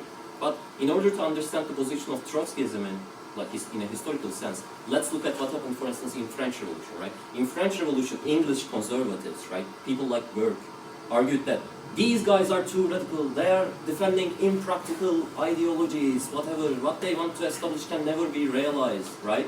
So Trotskyism is today this. Trotskyism is today the conservatism of the left, right? So it is kind of defending unions, parliaments, these corrupt, degenerate bourgeois bodies which are dragging humanity to hell, living hell, right, inert, right? So Trotskyism in the left is defending those things as an ideological entity, right? What we are proposing is leave unions, leave parliaments, and work to build for a communist party, a real communist party, and for a communist revolution, a real revolution this time, right? Not defending some third world dictator or something, right? This is, I think, what we need. So that's why I think Trotskyism is dead. We're still here. Yes? You want to respond? Oh, That's my response. I feel like I'm being trolled. yeah. It's bad. Of course, like, we should be realistic and demand the impossible and do unrealistic things, and we shouldn't take conservative positions. But I don't see that as really being a response to. And I don't mean this in a sarcastic, angry way. I'm interested in left communism, and I would like to know what the left communist alternative is to a theory of permanent revolution, right? And you don't have to tell me what that is right now. Maybe we should talk about it at some later date. If I heard a more compelling argument, I mean, Trotsky wasn't a perfect human being. Not all of his decisions were the best, not all of his prescriptions were the best. If there was an alternative conception that I could get from Pannekoek or Bordiga or someone like that, or some more recent figure who was anti-Trotskyist or post-Trotskyist or extra-Trotskyist, who had a way of telling me how to understand the class struggle that I felt gave me insights that Trotsky hadn't, then I would like to hear that, but I haven't found that yet. So just the idea of... Well, I've tried to read some of it, and maybe you can give me more of a reading list, but honestly, I'm a bit bewildered. But just the idea of, like, I'm the conservative realist who's, dashing their dreams. I don't think so. I'm saying we should have a revolution, so that I don't think I'm a Burkean. But then the other part about believing in parliaments and unions and these rotten institutions, I'm not defending parliaments. Maybe some Trotskyists do. The ISO doesn't do that. I don't do that.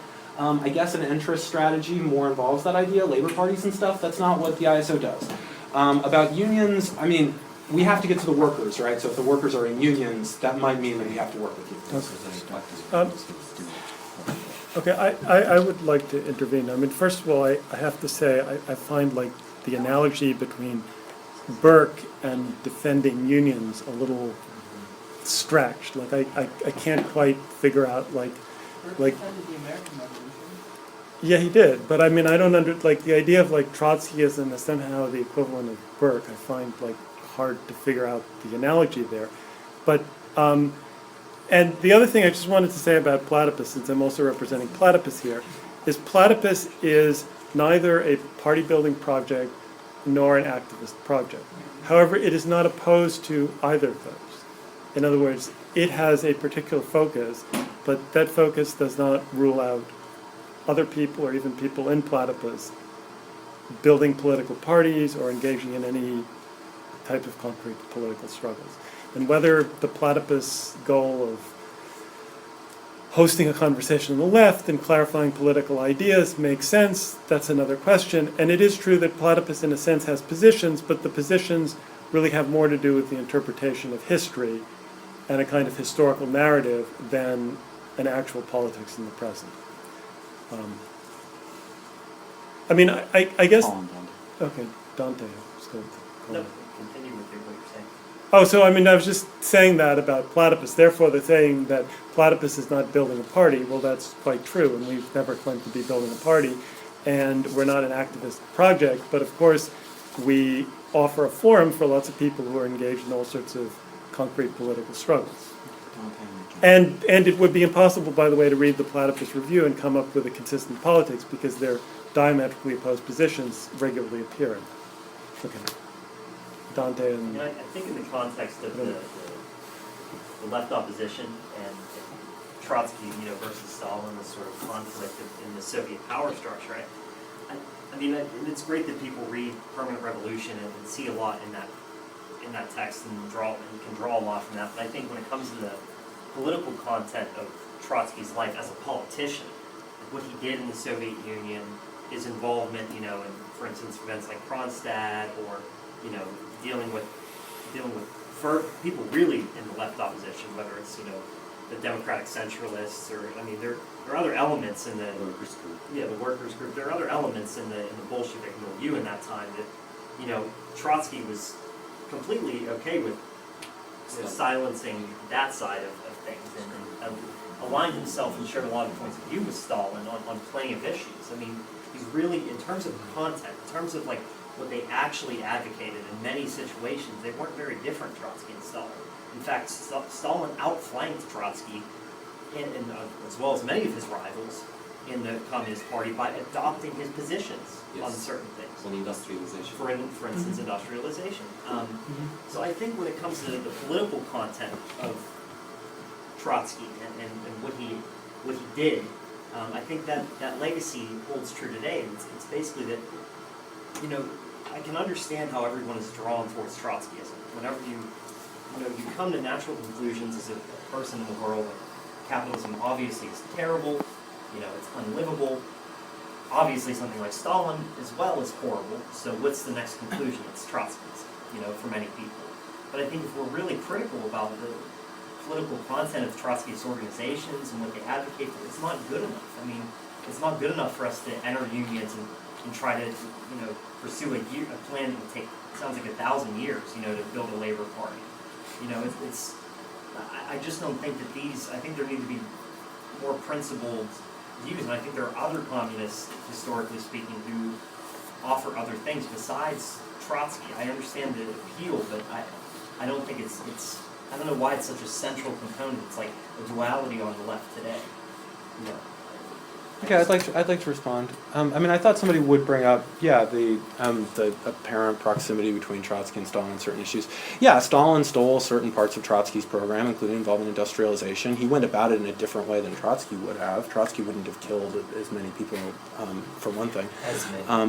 What is your evidence behind that contention? Well, Trotsky's own statements. I mean, his own programs before. Counterfactual, right? Well, there's Trotsky after the fact saying what he would have done differently. There's also Trotsky's plans as they existed. No, what you're suggesting is a counterfactual. You're saying Trotsky would have done the same thing Stalin did. I'm saying let's look at what. I'm saying that Trotsky's saying he wouldn't have killed as many people in industrialization is a counterfactual claim, right? What? He wasn't in charge of it, right? So Trotsky had a obviously plan he for claims- industrialization which was similar to Stalin's in certain respects, and that it involved rapid industrialization, but it was also different in certain other respects. It was geared towards light industrialization rather than heavy industrialization for one. Yeah, Trotsky's claim was basically that Stalin was not going fast enough, right? Stalin was not killing enough. No, that's not true. No, he thought Stalin was going too fast. I can send you the reference. No, that's just not true. But that's not my... Look, in 20 to 21, it's true, Trotsky had an overly centralist position, okay? He made mistakes. He talked about, he even wanted to fold the unions into the state, which Lenin wouldn't let him do. Okay, in terrorism and communism, he takes positions that are proto-Stalinist, that's true. He did things that were bad, okay? But that's, for me... Mistakes were made. But he wasn't a perfect person, fine. Yeah, I never said that he was. So why are those positions proto-Stalinist and not Trotskyist? My point is not to say, because when people talk about Trotskyism, they usually mean Trotsky in exile. Okay, it's the Trotsky of the 30s. At least when I think of Trotsky, I'm thinking of the history of the revolution and the revolution betrayed, and to some extent results in prospects. For me, that's Trotsky. Not the Trotsky who was the opponent of Lenin, not the Trotsky of terrorism and communism. So fine, if you want to say I don't have an absolute, endorsement of everything Trotsky ever said and did, then guilty as charged. Okay? There was a period in the early 20s when Trotsky took positions that were uncomfortably close to policies that Stalin later pursued. And those were bad. And Trotskyists have criticized those things. There are grounds for a Trotskyist critique of Trotsky. That doesn't mean Trotsky was a hypocrite. It means Trotsky learned from his mistakes. It means that he made mistakes in extreme situations. Yeah, like massacring workers, right? As sailors, hunting the Bolsheviks, right? But why Stalin is not making a mistake and becoming a counter-revolutionary when Trotsky's actions are considered as mistakes? Can you give me an example? Kronstadt. Okay, well... Concept. Yeah. Yeah, why are you laughing? Revolutionaries has been killed. Yeah, it was a tragedy. I mean, given what was going on around them, the Bolsheviks tried to negotiate with them poorly. I'll give you that. Poorly.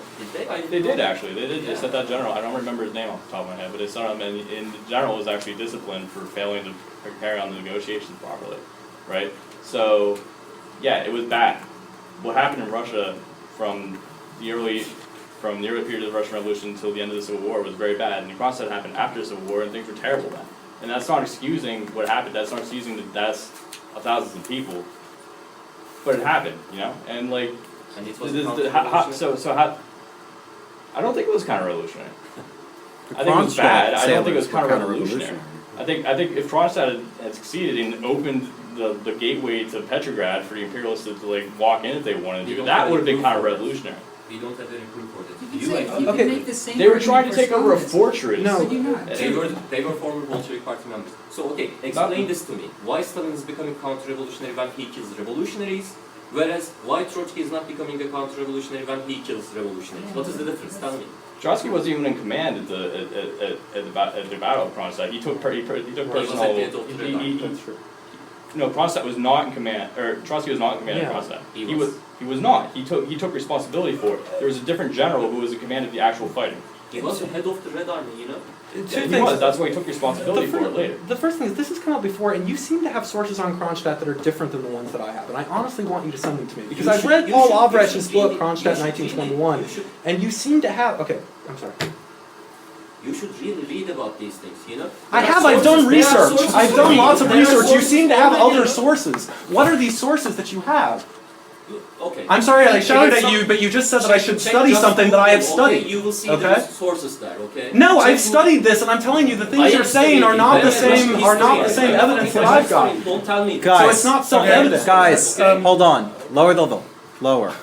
I know. I don't. There's no bad problem with debate, but come on. I personally agree with Andrew here, but I'm not going to. I wanted to shift the subject of the conversation, because like the discussion about Kronstadt seemed to be also about the Bolshevik Revolution, and not just about Trotsky, but about Leninism. And I guess the question then becomes about the future model for revolution, and sort of one of the problems with arguing for socialism is that the examples of planned economies that one can cite from the 20th century don't seem to be genuinely democratic, even at their best. Even the best defense of Leninism, it doesn't seem to be a vibrant Soviet democracy. So I guess the question is, how would you guys imagine an American socialist revolution and a socialist society in the United States? If you could just briefly respond to that. Andrew, I guess, has to go, so I would let you get the last word here. Yeah, I think obviously the United States, being the most technologically advanced country in the world, could offer tremendous benefits as far as, it's just Would you have a unimaginable what we could multi-party accomplish. system? What's that? Would you have a multi-party system? Yes, Would you? and I think that's something that Trotsky and Lenin advocated for, even within Russia. Lenin on his deathbed advocated for it, saying that we need to get rid of this one-party state. I think that's something that we're in favor of, having multiple working class parties present in a working class government. I don't think He also said that he feared the bureaucratic tendencies in Trotsky instead as well. If you read But he the rest of- also The preface for, or preference if you for read the rest of administrative his testament solutions. on his deathbed, it's not only a critique of Stalinism as the Trotskyists would have you believe, it's also a critique of Trotsky and his obsession with everyday bureaucratic activity. He saw the same exact seed for bureaucratic reaction, the bureaucratic reaction in Trotsky that later comes in Stalin. He did, however, appoint Trotsky as the successor, and did try in his last days to form an alliance with Trotsky against Stalin. Not to argue against the preference for administrative solutions section in the Last Testament, which is there, yeah. Trotsky wasn't perfect. and I actually agree with that. So, anyway, I think it would be a multi-party system. I would hope. I think that the victory of the socialist revolution in the United States would put an end to American imperialism, which is the most reactionary force on the planet, and open the door for many other revolutions across the world. And I think at that point the game's up. I think we've won if there's a revolution in the United States. So I don't know what else you want me to add. I do have to go. If there's a All revolution right, in the Andrew. United Peace, man. States, Thanks for coming. What? What? Wait, do you need to clarify that? No, I'm confused. So if a revolution happens in the United States, It's gonna spread. We've won, the game's over, there's going to be a global conflict over this, is there not? The United States being the chief imperialism in the world, if that was taken out of the equation, I think it would be decisive in the success of other revolutions across the world. That's what I'm trying to do. Okay, that's fine. We've got about 5 minutes left here, so let's try to, ask a couple more, or I guess if we have a last question or Does anybody who hasn't something. asked questions have Yeah. a question? Is anybody who hasn't? Nobody? Do you guys have any more comments, or do you want to come back? So we'll just do very quick minute or two closing statement, and then if anybody has any more arguments to be had, we can stick around, argue afterward.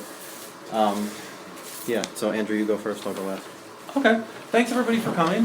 This has been I think fruitful. Sorry if I was frustrated a moment ago. But no, look, if I just want to underline that, yeah, Trotsky's vulnerable to criticism. I'm not saying that, I think I've said at the beginning, I don't think that, we should fetishize or worship everything Trotsky said, and that my commitment to Trotsky is partial. Okay, what I'm interested in is the theory of permanent revolution and the critique of bureaucratic degeneration. There are historical points of detail about which, some things I would defend Trotsky on, even though they might look pretty bad from a distance. Other things I wouldn't defend him on. They were mistakes that he made. But then also, in terms of how is that different from Stalin's mistakes?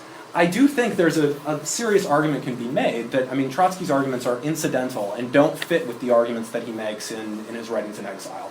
To the extent that Trotsky does err on the side of being overly centralized, overly heavy-handed, things like that, that's not borne out in the writings of the history of the Russian Revolution or in the Revolution of Betrayal. Whereas in Stalin, there's pretty much consistency.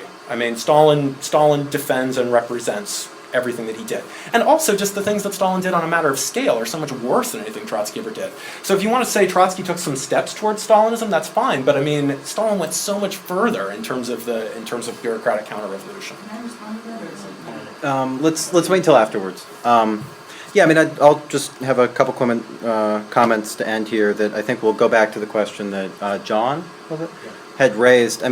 Look, I think the reason I had sort of emphasized Trotskyism and Trotsky, I think, is that, again, as I had said, there's an importance to Trotskyism as something that, you can learn from. And I think the present moment, this wasn't satisfying to some, is one where the possibility of formulating programmatic demands and actually forming a party concretely is not present yet. The grounds out of which something like that would occur are currently too fragmented, and anytime we see these type of left unity or party building maneuvers that come together, whether it's the Labour Party that was in the US in the 90s or what's going on in the UK right now, they end up just dissolving and squabbling, and there's no sort of conditions for a programmatic political response to be formulated now. I think in the present right now, the question is hashing out those more basic and more theoretical and more historical questions that I think Trotskyism actually has more of an interesting thing to say on than it does on positive political demands. And whether or not that's satisfying, I don't know. That also isn't to rule out in the future the possibility of positive programmatic politics. And I think that the process, again, I don't think right now I can give complete set of criteria of adequacy for that any more than one could give a complete description of all of the possible routes that a socialist economy would have to take to solve those puzzles. They would have to be worked out in the process of doing it. So right now, from the position of a left that's completely atomized, and you're asking, well, what would I have to have in place? Well, I don't know. We'll figure that out in the process. But anyway, so that's what I'm trying to defend, and that's why I think Trotskyism has what Trotsky